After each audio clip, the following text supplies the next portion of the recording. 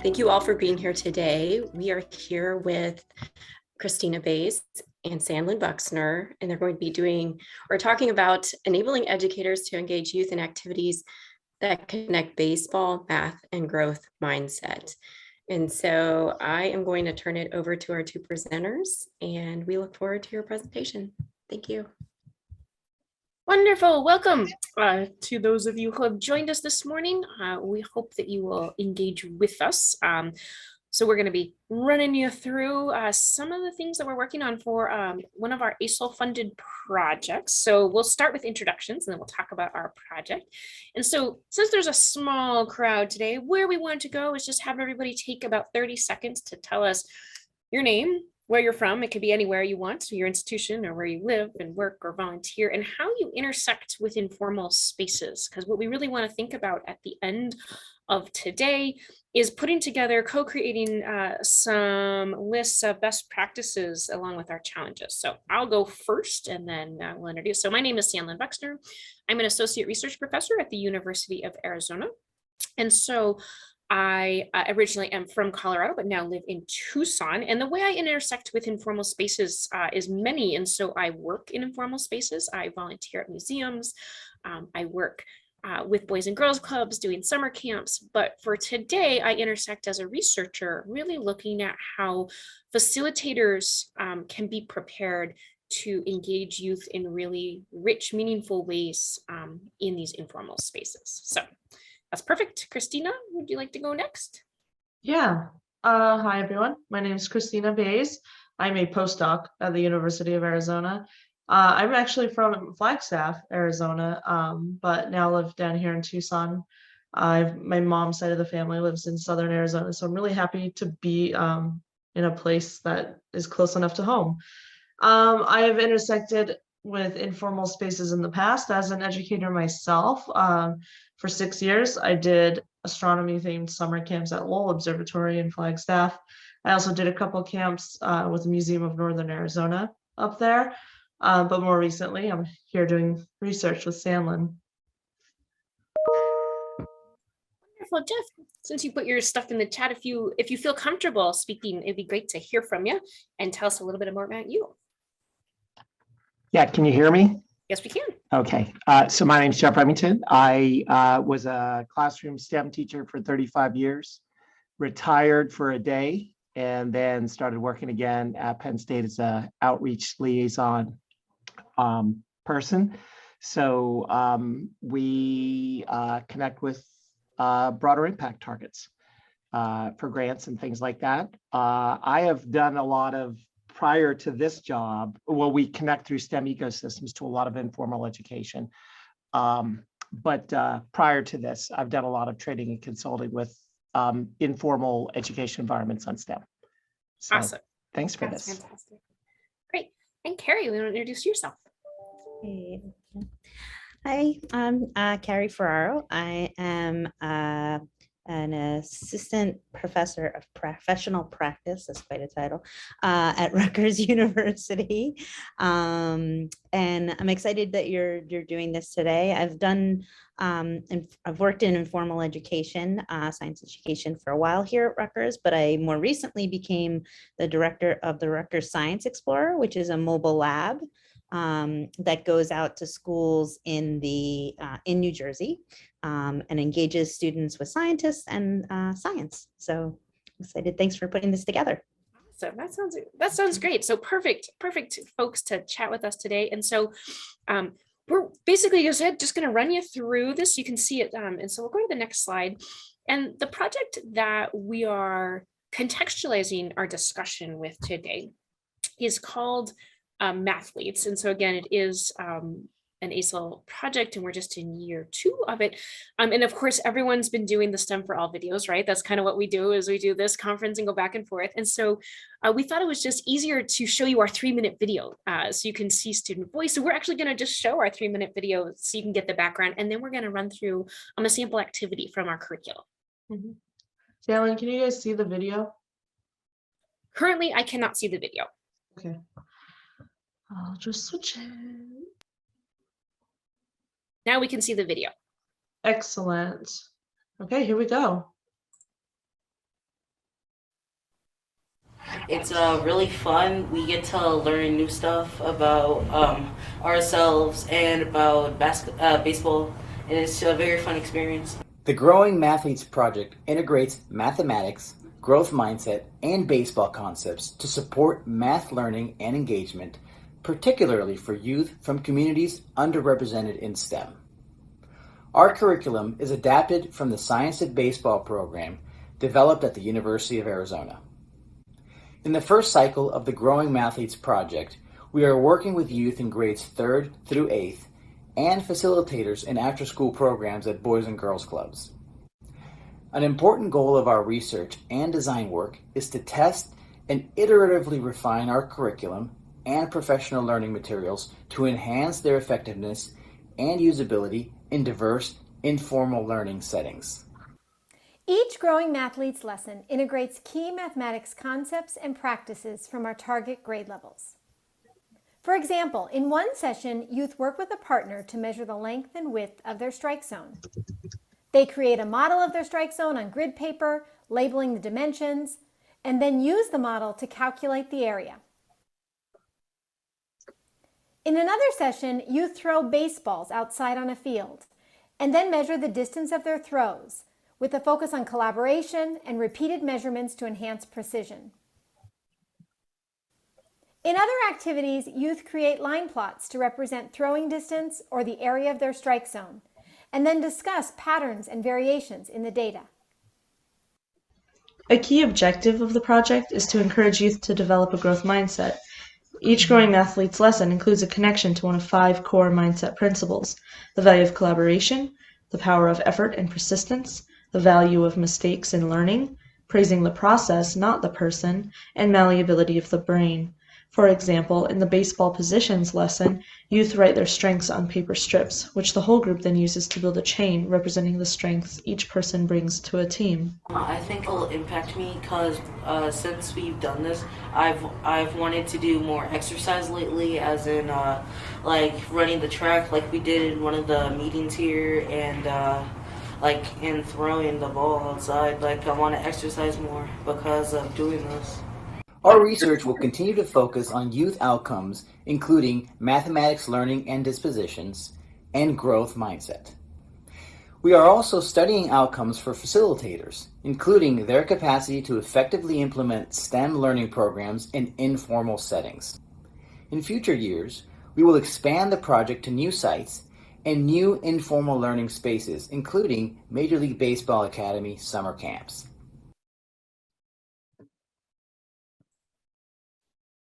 Awesome. So that's like the overview. And so I'll put the link to our website in the chat here in a second. And so we want to let you know we've piloted these, and of course, being an NSF funded project, all of these are free and open for people to use. And look, next year, hopefully we'll be here actually presenting some more stuff about how to use the materials. But of course, please feel free. And if this is something that you're like, gosh, we want to try it out this year, just email us and we're happy to get you that.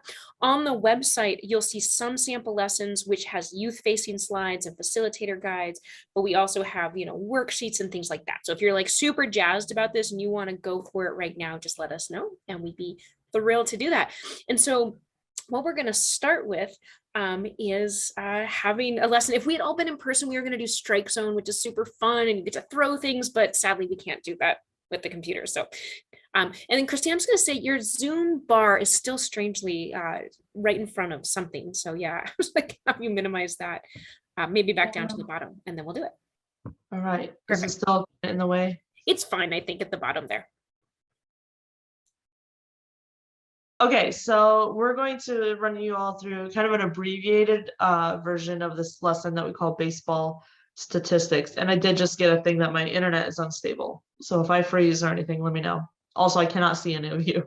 So if you have a question, please feel free to unmute yourself and just tell me if you need me to slow down or if you have a question or anything like that.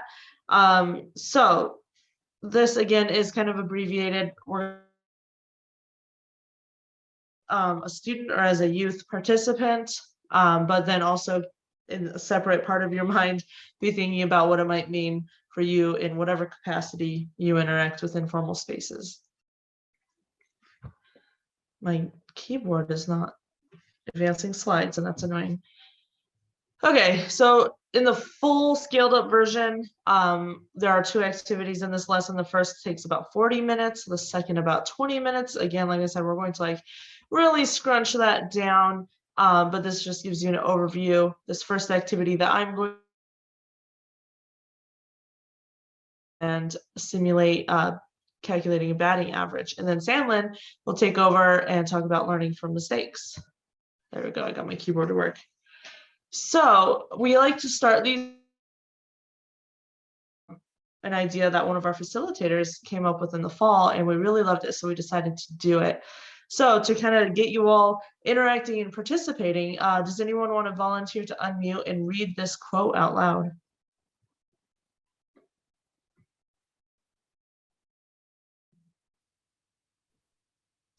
I'll do it. I've missed more than 9,000 shots in my career. I've lost almost 300 games. 20 to 26 times I've been trusted to take the game-winning shot and missed. I've failed over and over and over again in my life, and that is why I succeed. Michael Jordan. Awesome. Thank you. So we'll take just real quick, think about what does this quote mean to you? What message is Michael Jordan trying to send? And feel free to unmute and call out what you think. Or put it in the chat. I'm happy Or to put read it in the chat. Yeah. Yeah.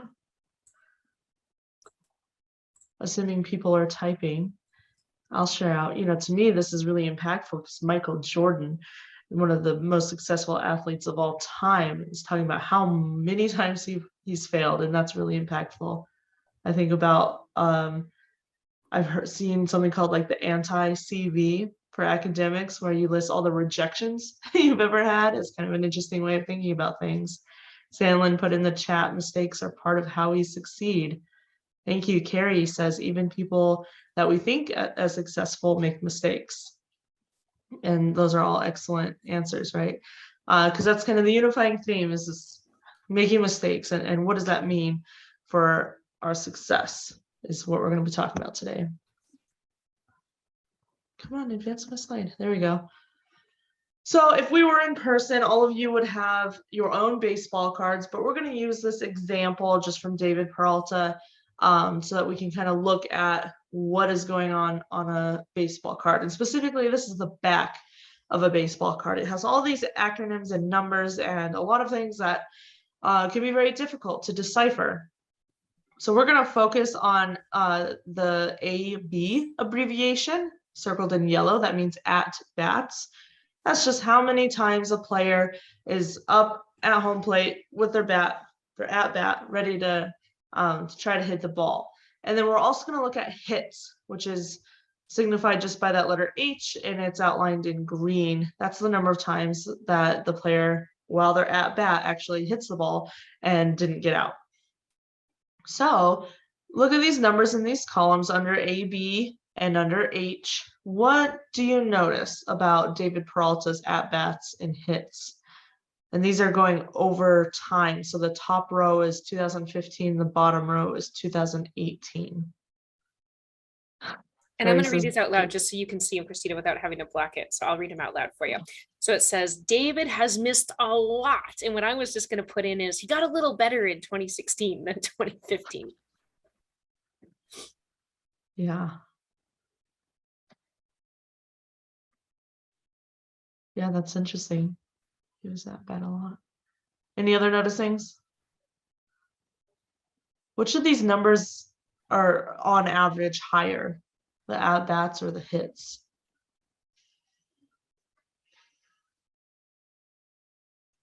The at-bats. And Sarah points out that, you know, he probably was doing this first year in the majors was not his best year, right? He got better. And so great pointing that out. Totally. Yeah, so it makes sense that at-bats are higher because you're not going to hit every time you're at bat, and certainly not more times than you're at bat, right? So we're going to dig into these a little bit more, but we wanted to orient you to that table on the back of a baseball card. So the third number that we're going to look at in orange here, AVG, or sometimes you'll see it on certain baseball cards as BA. That just means batting average. So this is where the calculations come in, because there's a formula that I'm sure most of you know for finding an average of something. In this case, the batting average is the number of hits over the number of at-bats. So Dave Peralta's batting average is in that final column, again, looking over time. Think about what year did Peralta have the highest batting average?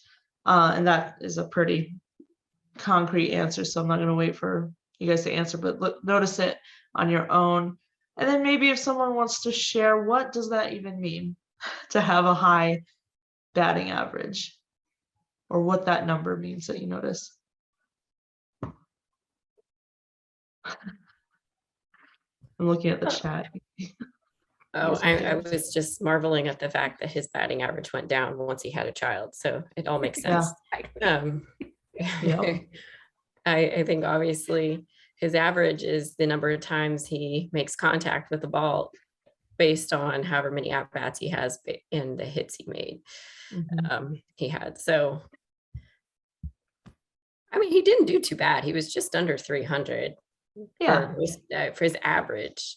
He just had that one couple of, well, what's his worst year? Oh, 2013. So maybe he did come up in, yeah, he did come up in 2013. So they didn't show those 2 years. Yeah, I didn't even, when I was reading this, it didn't strike me about him having his first child. I just also noticed that he turned 30. And I'm a handful of years past 30, but I've noticed I certainly have slowed down as well. So that's what I noticed, was really his at-bats went down. When he turned 30, he had a kid. Lots of things happened. Awesome. Yeah, so all of those things can affect your performance, right? As I'm sure we know. Okay, so this gets very elementary, but that's okay, because we would be presenting this to kids. So if we were to think about fractions, and one thing that we noticed, just as an aside, is that our youth who are in grades about 3rd grade through 8th grade, so kind of a wide range, but they really struggled with fractions and what, like, understanding conceptually what those mean and what it means for something to be represented, a number to be represented as a fraction versus a decimal, and then later as a percentage. And so we came up with this kind of like ribbon representation, which seems to have helped quite a bit so far with our 2 iterations that we've tested. So here's just a couple of examples. I'm not sure if this Zoom bar is totally blocking stuff, but we did find that representing these fractions with these bars that you see at the bottom seems to really help our youth figure out what is going on. Say if you have 4 hits out of 10 at-bats or 3 hits out of 10 at-bats, and that visualization really is helping them out a lot. So we'd run them through these examples of how to calculate different batting averages as fractions and decimals. And then maybe we look at 100 at-bats and see, you know, now what is changing if they have these additional hits out of 100 at-bats. But I'm just gonna breeze through that in the interest of time. So since this group is so small, we'll just have you each do this, but and also we were thinking about like having different baseball cards on a Jamboard or something, but in the interest of time and a small group, this is something we would do with the kids, where we'd hand out, everybody has their own baseball card with a certain player, different players for each kid, and then compare them, right? Which player has more at-bats, which player has more hits, which player has a batting average that is higher. And that gives them practice with looking at those statistics, using the language, comparing these different numbers, thinking about the math in the context of baseball. And then we introduced the simulation, which I found an online virtual dice rolling simulation. So we get to do this. We're going to calculate and simulate batting average using these dice. So we're going to have 1 die. And every time you roll it, that's an at bat. That's an attempt or an event or whatever language makes sense to your brain. But in baseball, it's at bat. Some of the numbers will represent outs and some of the numbers will represent hits. So if we want this to represent a typical Major League Baseball batting average, which as we saw with David Peralta was hovering right around 300 or 0.3, right? 3/10. How many numbers on this 6-sided die should count as hits if we want something to balance out to about a typical MLB batting average? So maybe if we say like one number, let's say rolling a 1, a snake eye represents a hit and the rest represent outs. That's 1 hit, possible hit with 5 possible outs. So out of 6 at bats, if we roll it and get each number, that would be about 1 out of 6. But we want somewhere around 0.3. So we're going to pick 2 numbers, which would represent 2 out of 6 or 1/3 of the possible outcomes, right? That would represent a hit. No problem, Jeff. And I cannot see you guys again. So if I wait and it's wasting time, I'll move on. We're all human. We have stuff to do. If you were our youth, I would definitely try to elicit more responses. I just kind of skipped ahead a little bit. So here's some hypotheticals. If we said 5 of the numbers were hits and 1 was an out, would that be good? That would be 5 out of 6. That's a really, really high batting average. Not very typical. And then if we said only 1 was a hit, which is the example I give, that would be pretty low. So not really a typical Major League batting average. So again, with kids, we would have them work in partners and there would be a pitcher and a scorer. But today you're going to act as both. So you're going to select 2 numbers. We can standardize those or you guys can each pick your own. But 2 numbers, 1 through 6, that will represent a hit. They will, if you roll that, it'll count as a hit. And all the other numbers will count as outs. The easiest way to do this would have, just for remembering things, have 1 and 2 represent hits, and then 3 through 6 represent outs, but your choice. You, as the pitcher, will roll the die 10 times. And again, I have a simulation for this. So you're clicking a button 10 times, waiting and seeing what number comes up, what number is rolled. And then you, again, as the scorer, acting in both roles, will record if it is a hit or an out.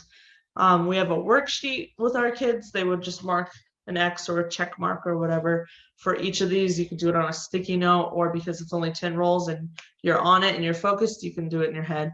I'm okay with that. As long as you remember what your results are, what your total hits are, and how many times you've rolled. Hit, if you roll a 3 on your second roll, that's an out, and so on. After 10 rolls, you're going to represent the number of hits as a fraction.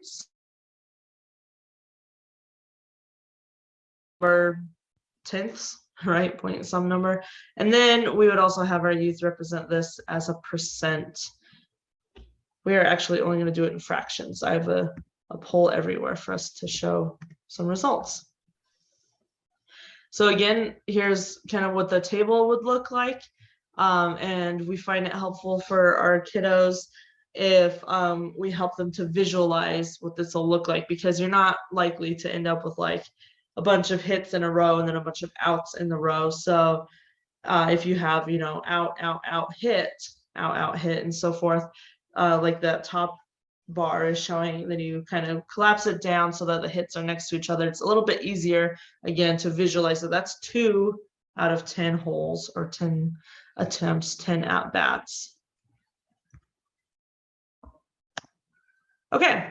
Sanlyn, would you mind throwing this link? There it is. So Cool. you put a link in so everyone can do their virtual, or if you just have a dice sitting on your desk, you can use that too.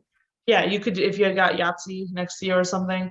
One thing you need to pay attention to is make sure that that number of dice is only 1, so that it simulates what would happen in real life. And then you hit that roll dice to make it roll.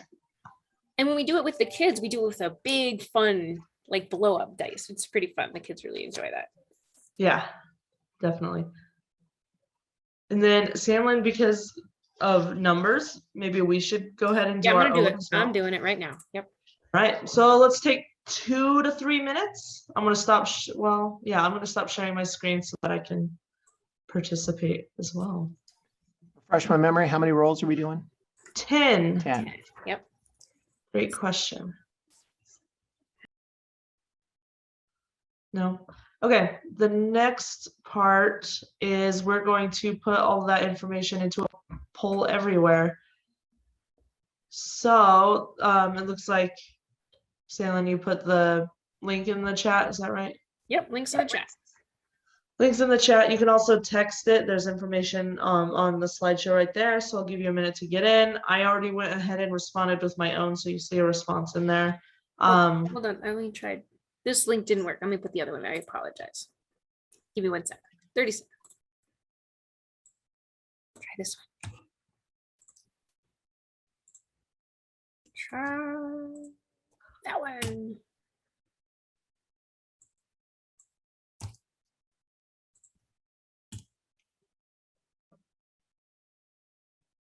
And that one does work. Oh no, it says page not found. Oh my gosh. It's You know what? We can just do it by, can you put it in for us? I think I Just would a few of have us? to.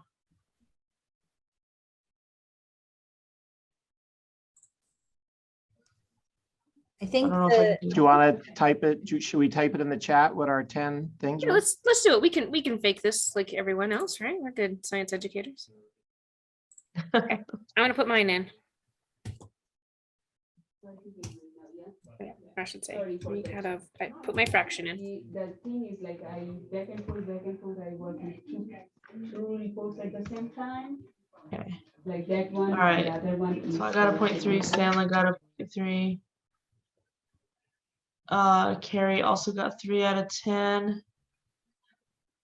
Oh, Sarah got 4 out of. Thanks for participating, Sarah. Okay. Another 4 out of 10. Wow, look at that. Or 4 out of 6. My bad. So that would be. Roughly a 6. No, I was, I mistyped. I was 4 out of 10. Yeah. That was part of it. Okay. Yeah, these are hits out of at-bats. Okay. Okay, so that's probably pretty close to it. Yeah, cool. I don't need the tutorial. So here we can start to see an emerging histogram. Can you all see the results? Yep. On my we can see 'em. Yep. Okay, cool. So a lot of us got 4 out of 10. Almost as many got 3 out of 10, and then one person got 6 out of 10, which is kind of neat. But that kind of jives, right, with what we predicted. If we had 2 numbers could represent hits out of the 6 possible numbers that could come from a 6-sided die. And this is maybe a little bit high for a Major League Baseball at batting average. Sorry, I was trying to switch so that I'm sharing this. I can't do 2 things at once. So there's some very interesting results. If we had a larger group, we've been doing this with groups of 10 to 16 kids or so, and you get some really interesting results. So just a quick reflection to wrap up. What does batting average mean and how is it calculated? We'd ask the kids to reflect on that, because we all hear these words average and everything, but like what does it actually mean? So we might look for an answer, something like it's, the number of hits out of at-bats or something, or like the number of times that you hit the ball out of how many tries or something like that, just to kind of understand their understanding of what an average is and what it means in the context of baseball. And then this one, for some reason, really trips kids up, I've noticed. I don't know, Sanlyn, if you have any insights on that, but when we ask them, what's a good batting average in baseball versus a less good, because 0.3, 3 out of 10, or even 4 out of 10, as we were saying with our simulation, if you put that in a different context, if you got 4 out of 10 on a quiz, or something else, like that doesn't feel good. But in baseball, that is super, super good. So like, what does that mean? And reflect on that. In the interest of time, I'll move on, but if someone has anything, just a burning that they want to share, I'll give you a second to do that now.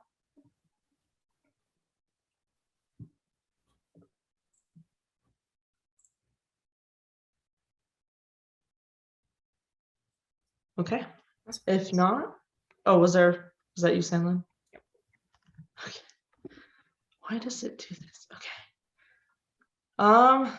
Activity 2, Sanlyn, you want to take it away? Yeah, so we'll just really quickly go through this. So we go through the math and have them really think about representing math in multiple ways. And then we talk about our growth mindset piece. And so what we're really trying to talk about when we say, gosh, you only get 3 out of 10 is really important, right? And you get a lot of money to be a baseball player if you bat that well, is that all players fail to get hits and that mistakes are really important. And so we'll go to the next slide. We really want them to do some self-reflection on the mistakes. And so we're just going to do one little part of this video that talks about how this works.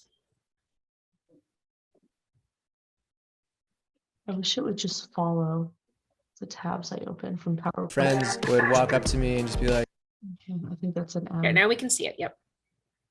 You can see it. It's still loading. what the f is in your mug?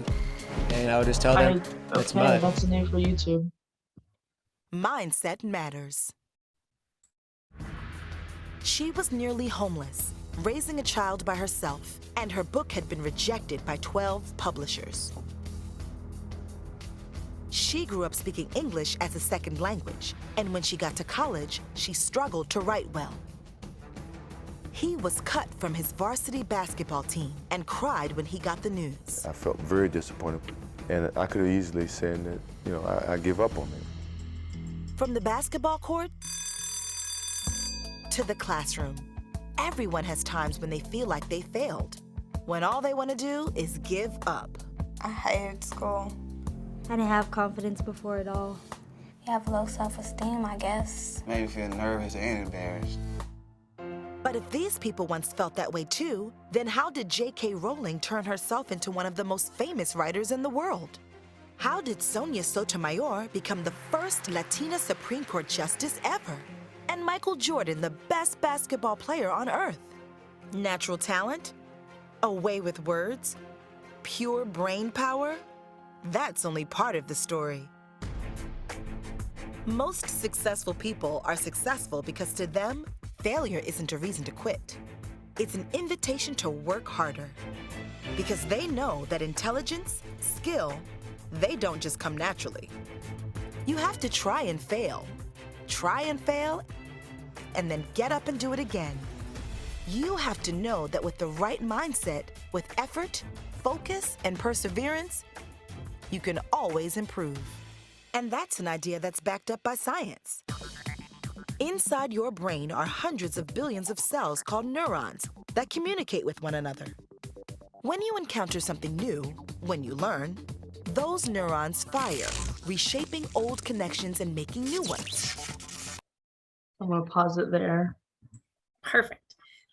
So, we have a full video, and this actually really resonates with the age group that we've been working with. That video resonates really nicely, right, with them. And so this is kind of the pattern we wanted people to see. And so the next thing they do is we have the youth go through and talk about a mistake they made and what they learned from it. And so we have them make a little web, but we'll keep going just so you can see. But we wanted you to see that there's 2 parts to each of the lessons. There's kind of a baseball math piece. Maybe they're outside doing physical activities and then graphing it or representing it. And then a second piece that really integrates to the best we can that growth mindset connection. And so they might do it once a week, or we're about to do it in summer camp where they're doing this every day. And so that's the core of the context of what we wanted to talk about for the last bit that we have. And again, leveraging now your expertise. And so we're just going to keep going. And we wanted to really talk about part of why we wanted to do this session in this broader impact is to bring together people who do very similar kinds of work to really think about the challenges of this work, right? So, doing any kind of research like this is really challenging, but doing this kind of research in informal settings is really challenging. And so that's what we wanted to talk about. So I'm going to have you go forward. Christina. Keep going, keep going. Okay, so we want to take a step back and kind of think about our collective work. And so to do this, we have put together a Jamboard, but frankly, we could just use the chat and I can put it in the Jamboard for you, whatever is the most efficient. And so what we wanted to think about, again, collectively from kind of the 5 of us, is really thinking about the work that you do. Ryan, Jeff, and Carrie both have a lot of experience kind of thinking about it. And so we wanted to think about what are the challenges and opportunities you've had in supporting informal education facilitators? So first, just thinking about our facilitators, and I will put the Jamboard link in here if you like Jamboard. We have little sticky notes arranged for you, but if you would rather just put it in the chat, that would be great. And so part of our project we'll introduce here in a minute is just some of the things that we've run into in our work, especially this first piece. So here's the Jamboard if you want. And so Carrie said, building confidence that they don't need to be experts in STEM. And that really resonates well with the work that we're doing.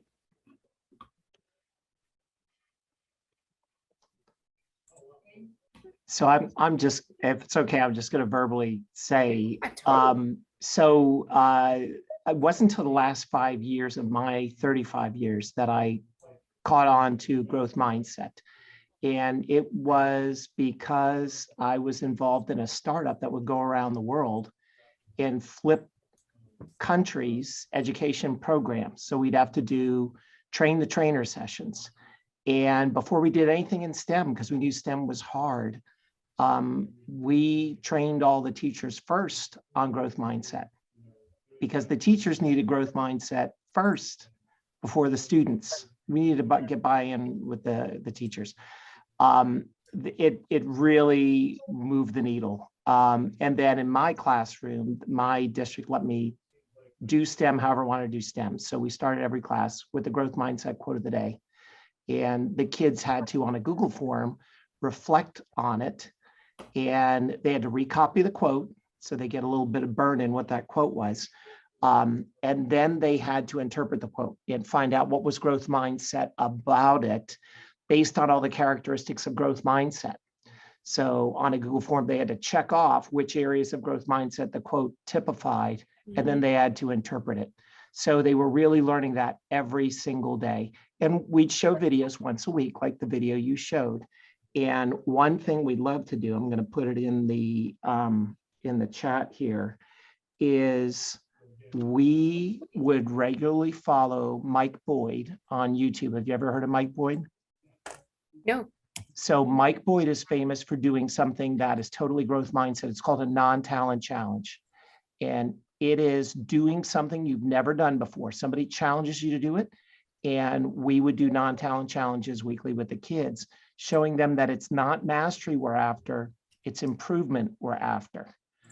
And we'd even do some non-talent challenges, that things that kids were already good at, like dribbling a basketball. Okay, well, yes, you can dribble a basketball, but that's not something new. How can you take it to the next level? Can you do it blindfolded? Can you do it with your left hand?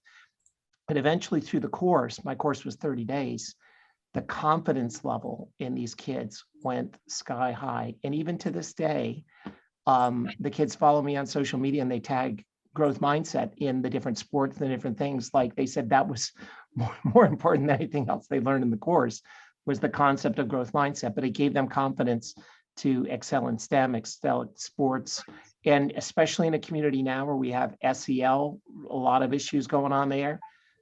Growth mindset is like the biggest tool in the toolbox for that. So, but thanks. Isn't that amazing? And I just find, we know, so in our local district where a lot of these kids come from, they have a growth mindset curriculum in school, but we find that they are interacting with it differently in this informal setting. Because my daughter goes to the same curriculum. She's actually almost the same age as a lot of these youth. And I feel like the way it gets enacted is not always like, they're like, oh, you can make mistakes, but they don't get that extra step of like, effort is important and you have to learn from all of that. So I think that's such a fantastic point. It has to become a habit. You have to do it model it with the kids every day. And just like, to me, to the point where it's like your dad being the dumb, goofy dad telling you to do dumb, goofy things every day. And the kids roll their eyes at first, but by the end of 30 days, they were hooked. Yeah. Yeah, they own it. Let's see, Carrie has put in some more stuff. I put them in the Jamboard just so you guys will have it. Opportunity, typical facilitator expertise in socio-emotional learning and ability to bring that into STEM. So great. Local facilitators bring local connections into the learning, and that is 100% what we found as well. So we don't implement this curriculum. We have, as you saw in the video, we have these wonderful facilitators at the Boys and Girls Club, and we'll be at camp facilitating, and that has just been super powerful. One of our facilitators grew up down the street from the Boys and Girls Club, and so these were his kids in his community, and so super powerful.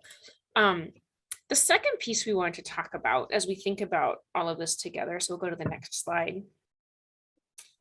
Let me get back to it.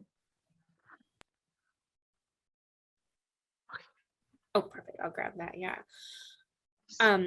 Is kind of the key concepts we thought about professional learning. So again, how to train, maybe increase confidence, knowledge, right? For professional learning, again, in our out of school time, right? And so leveraging, and so these are the things that Christina will get to talk about right now. So. Yeah. And for those of you who had the Jamboard open, there's a link. I think it's on like the third Jamboard, but I don't know, Sanlyn, if you have a chance to stick that in the link. So I did a literature review on, you know, professional learning for informal educators and kind of relatedly hybrid professional learning practices.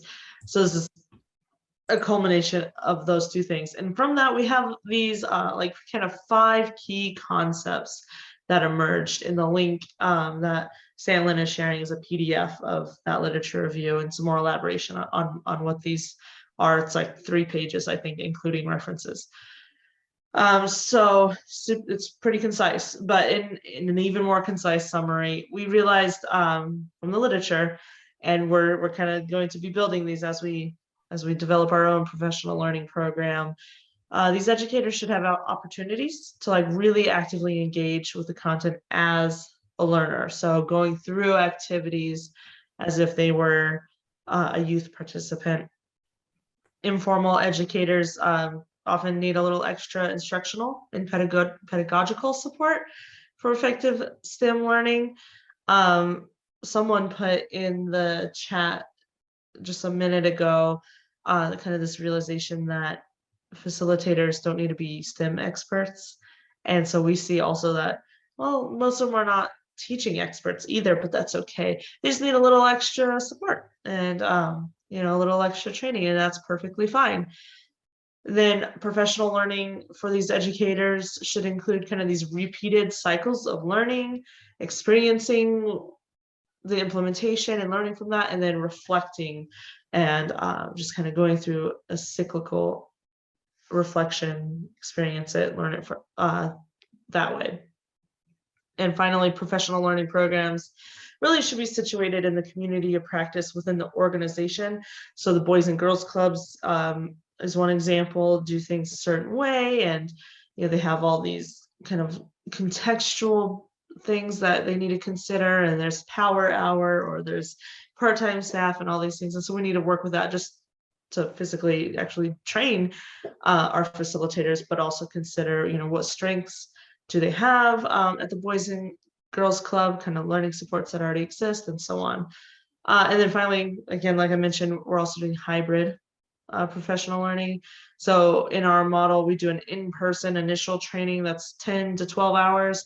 And then either following or before, we've tried it both ways. Each session that experience their enactment, we do a coaching session and kind of prep them for what's coming up, reflect on what happened before. That's done virtually. And then they have virtual on-demand resources as well. So these two, like the in-person versus the virtual learning environments, should really kind of complement one another, not get in the way of each other. So fairly standard stuff.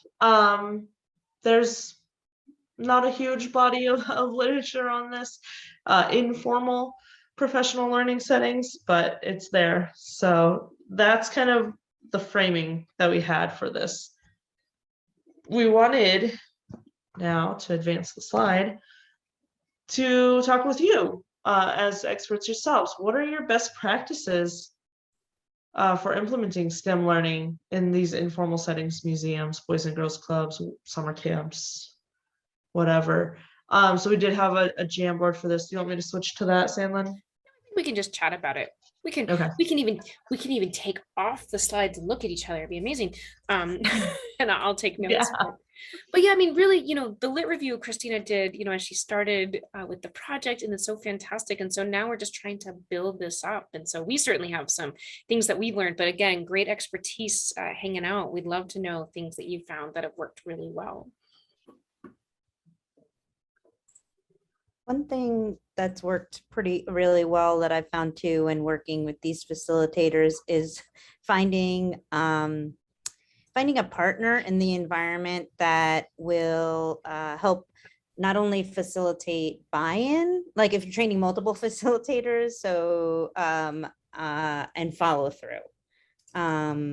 So really, finding that, one or two people in the organization or whatever that will help kind of, just, I'm speaking from as a university coming into these different communities and things like that.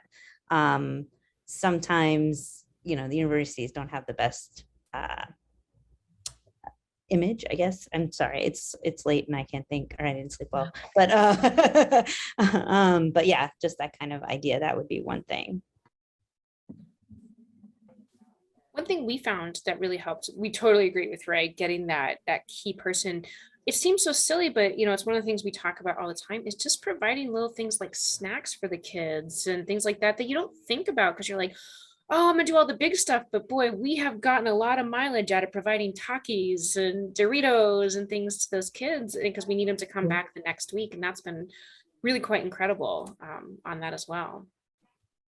Yeah, I think especially in an after school care program, right? Like they go home and get a snack, or they come to the Boys and Girls Club, they need a snack. So do I. I have snacks with my daughter every day. But yeah, that was such a simple solution.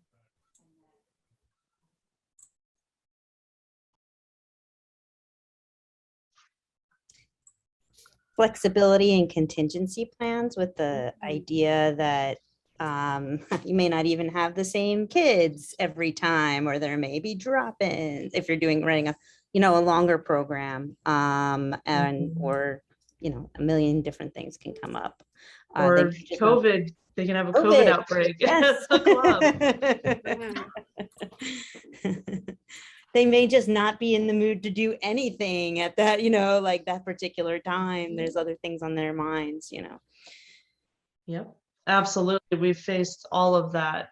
We've tried kind of two different ways of doing this in the after school programs. The first, in the fall, we tried to do 1 day a week for 7 weeks. We did 7 sessions that semester. And there was just a lot of attendance issues. We lost kids, new kids wanted to come in, but like we'd already started. It was a whole thing. And so then the spring, one of our facilitators suggested we just bust it out in a week and a half. And so we tried that, and that worked pretty well. And so for the summer, it's going to be, again, condensed. It would typically be anyways. So we've had to be very flexible, even just with scheduling our sessions at the club, so that we keep our kids, they're able to participate fully before, whatever happens, they move, they go on vacation, whatever happens, they get COVID. We've had COVID outbreaks and had to skip a couple weeks. Flexibility is huge. Thanks for sharing that, Carrie. Jeff, what about you? What's something that's worked really well, kind of in all your varied experiences, right? And doing all of that. You're talking directly with kids, or really training anything, the like, trainer? Either, right? Anything that's kind of been in this like out of school setting. I think, again, that whole growth mindset concept of you can do this, a lot of love and support. And again, as Kara mentioned, follow through. To me, I think the absolute best thing is quick wins. What's just something really simple, a very simple low hanging fruit that you could do either with the kids or with the teachers that are going to train the kids?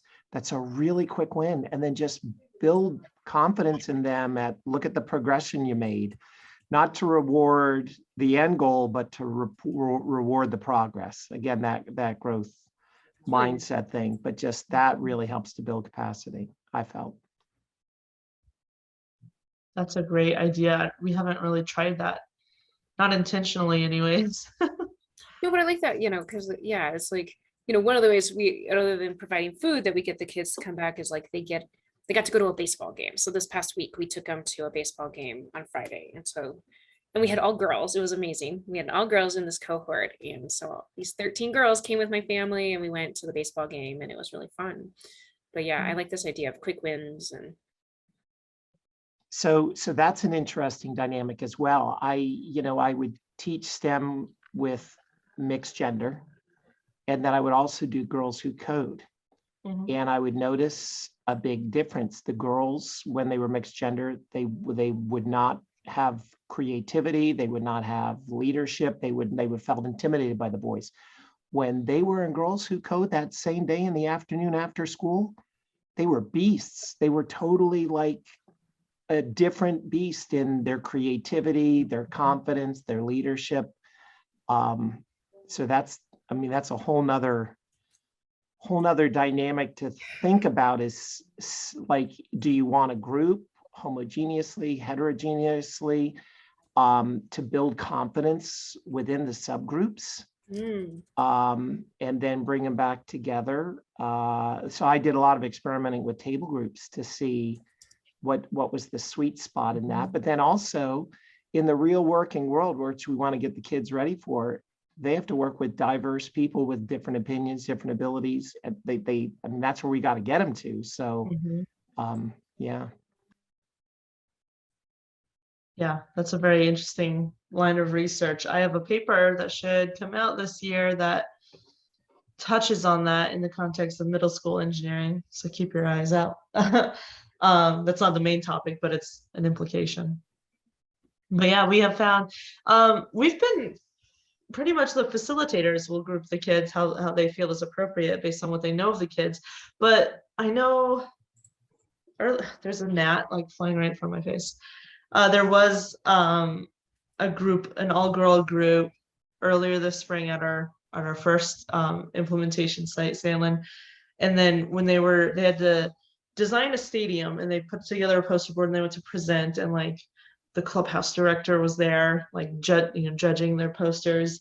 And they got so giggly and intimidated, like you said. They're like, oh my gosh, like I didn't finish coloring this. It doesn't look pretty. All these things that are more aesthetic rather than like the content. And so we've definitely seen that as well. This group of all girls have been a blast, though. They were definitely very outspoken, but very supportive. We had a lot of very young kids, including a second grader who was, she's an English language learner. She doesn't know how to read English yet. And so we had, her group mates helping her, a ton of support. It was super nice to see. Hey, well, yeah, sorry. Oh, no. I was just going to say, kind of building on that, I just had a question for you. Like, I love the way that you've integrated the growth mindset and math with the physical activity. And so in having these kind of mixed groups, have you seen, the girls shy away because of or have you seen any kind of learning differences between the boys and the girls? And now, good. Okay. No, and in fact, we do interviews with the girls. I mean, we do interviews with the youth after, and no, we've actually seen really great outcomes for both. And, and really trying to build in, funds of knowledge and really thinking about math in their lives. So like I interviewed a young woman last term whose parents owned a restaurant. And so we got to the point where she was talking about how she was using math, helping out the restaurant, even though it was very different than the math that she was using at school. But no, we've seen great outcomes for both girls and boys. Yeah, I think some of it might be this age group where just everybody does sports together. One thing we do want to do is kind of bring in more softball examples and softball cards and softball player quotations, things like that. But so far, like, yeah, no one's really had a problem, right? Everyone does sports together at that age. Which You might is imagine good as you to- get higher to middle school, it being a little more Yeah, unbalanced. yeah. Yeah. Which is something we are trying to anticipate. It just takes time to pull together all of these things. So we want to be super respectful of the time that it is 1:30 here on the Pacific side of the world and probably 4:30 on the East Coast and super late. And I know that there are more sessions, so we want to thank you for coming. And I think our emails are in here, but we can put our emails in. And just thank both of you for joining us, and Sarah too, all three of you for joining us, and yeah, just starting the conversation.